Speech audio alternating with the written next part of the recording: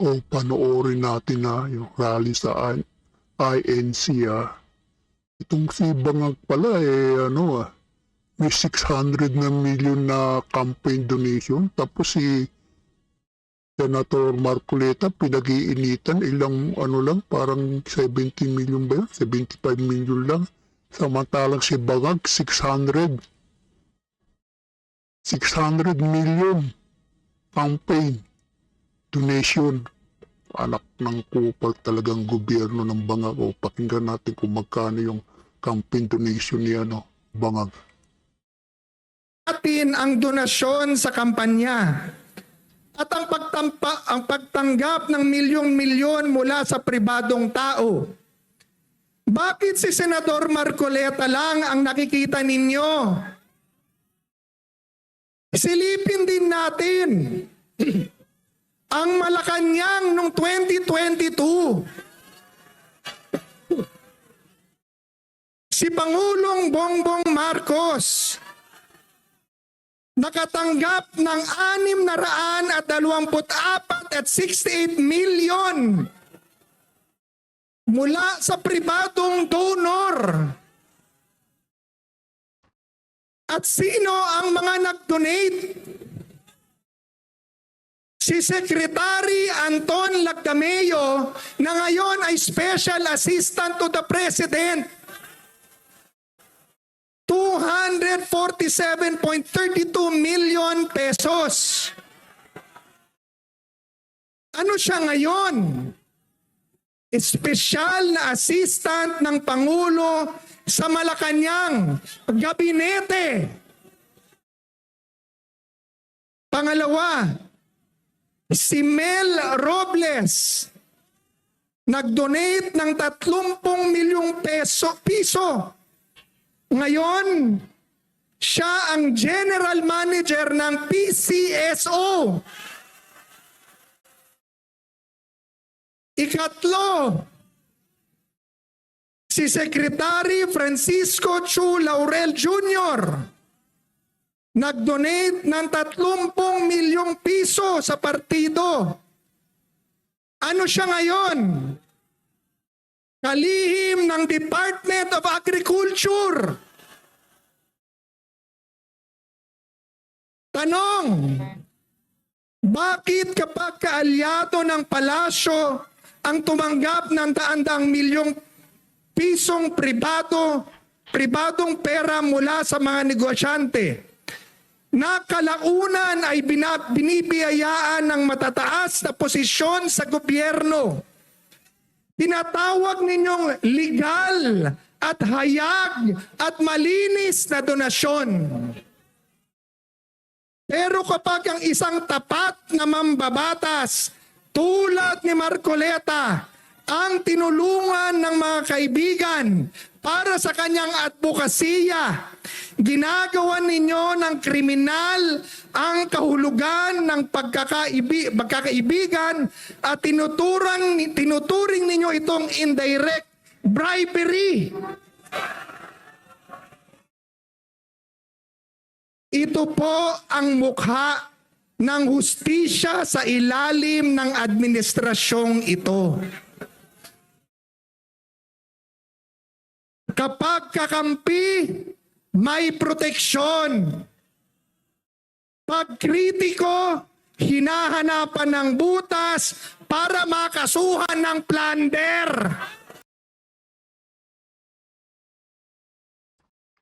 Grabe naman tong Bangag na ito, no? 600 million campaign donation. Anak ng kupal. Samantalang si Senator Marcoleta, magkano lang ba yun? 70 o 75 yata o 60 lang? Ayop talagang pinapatahimik talaga si Marcoleta. Si Senator Marcoleta para yung flood control mapigil na. Hayop talaga kayo. Upal talaga kayo, ha? Yung boying nito, sometimes we have to bend the law. Hayop kang boying ka, ina mo. Karmahin ka sana. O dito naman tayo sa Kilibiste rin sa mga congressman na may mga donation din. Campaign donation. Sabi na nanggagaling sa pondo ng bayan ang mga donasyon na ito. Ito po ay mga pribadong donasyon po lamang at walang kaugnayan sa flood control.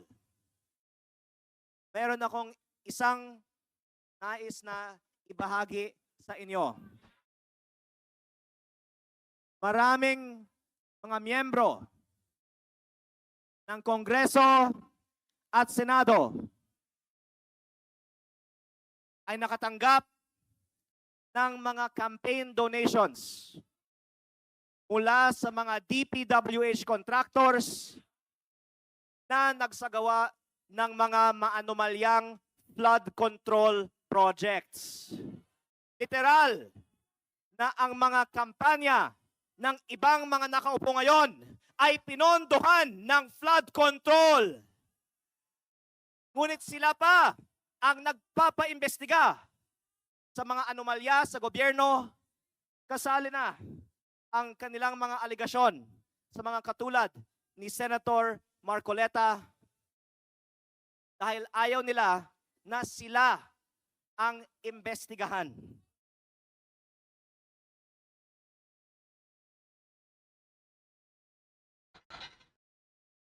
Dagdag ko rito, ito ay alam ng marami ng aking mga kasamahan sa Kongreso. Nung ako ay bagong halal na congressman, ang daming mga kontraktor na lumapit sa akin para humingi ng kontrata sa DPWH. Pero akala ko ang trabaho ng congressman ay gumawa ng batas. Ang lumalabas pala, at least sa aking probinsya sa Batangas, hindi nagkakaroon ng tunay na competitive biddings ang DPWH. Dahil ang sinasabi nila, ang mga bidding sa DPWH ng Batangas ay bidding-biddingan po lamang. Mga congressman din may mga campaign donation din Alak ng kupal talaga. Dito tayo kay naman, kay Atty. Trixie na Bendalo daw. Si kupal na Boying Bendalo. Social media at saka mainstream media, naririnig natin yung salitang bendalo.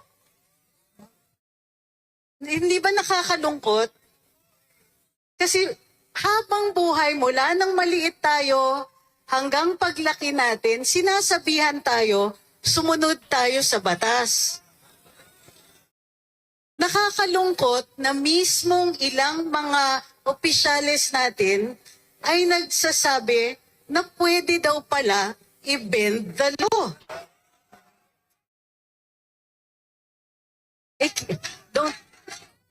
Don't bend the law.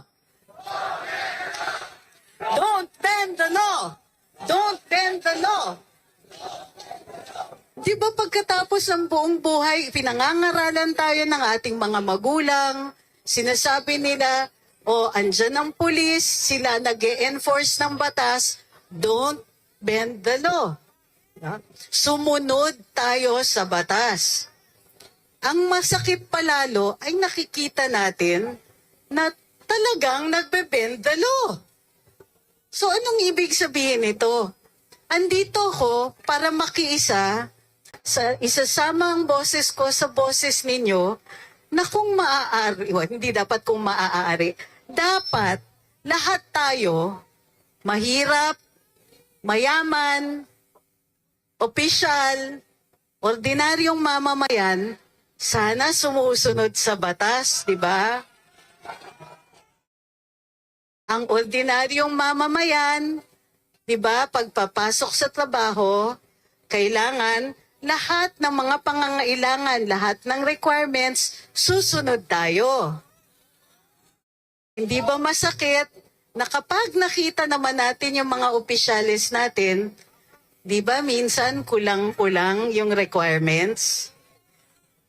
Halimbawa, inire-require tayo good moral character. Di ba? Kailangan mabubuting tao ang mga kawani ng gobyerno. Sana naman pinapakita nila sa atin na yung mga matataas na opisyales may good moral character din. Hindi na rin natin isasama dito na tayo pag pumapasok, namamasukan sa gobyerno, nire-require tayo minsan mag-drug test. Tayo susunod sa batas. Sana yung mga opisyales hindi nagbe-bend the law. Don't bend the law! Don't bend the law!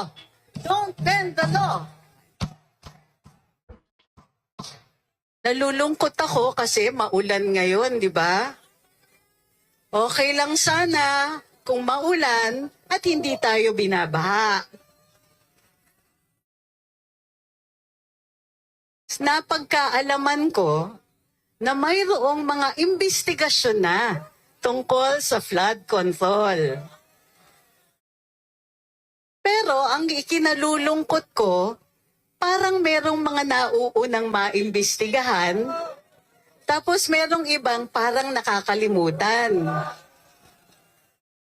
Hindi ba pag mas mataas ang iyong tungkulin sa pamahalaan, dapat mas nakikita na ikaw ay sumusunod sa batas.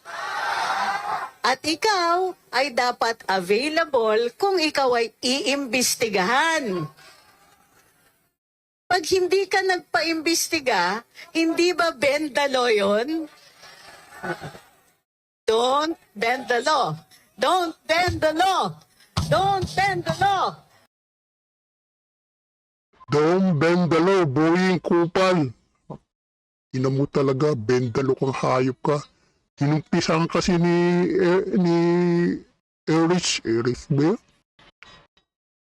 Erwin Tulfo, sometimes we have to bend the law. Tapos tinanong niya si Boying na Kupal. Yes, sometimes we have to bend the law. Nagsama yung dalawang kupal, di ba? Hayop talagang kupal talaga. Bend the law. Ina mo talaga.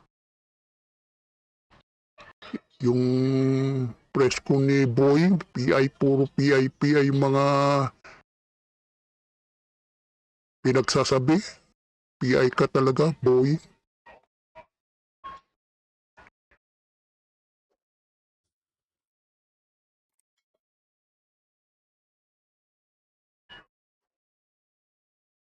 Baboy.